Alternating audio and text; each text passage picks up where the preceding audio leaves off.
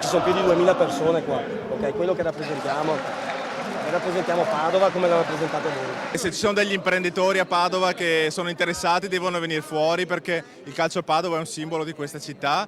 Vogliamo fare da coordinamento in questo, ma vogliamo anche poi con calma dopo le elezioni vedere se c'è la possibilità di parlare di azionariato popolare. Non credo che il calcio possa essere salvato né dalla politica né dall'imprenditoria, ma se il Comune può promuovere questo, un azionariato popolare.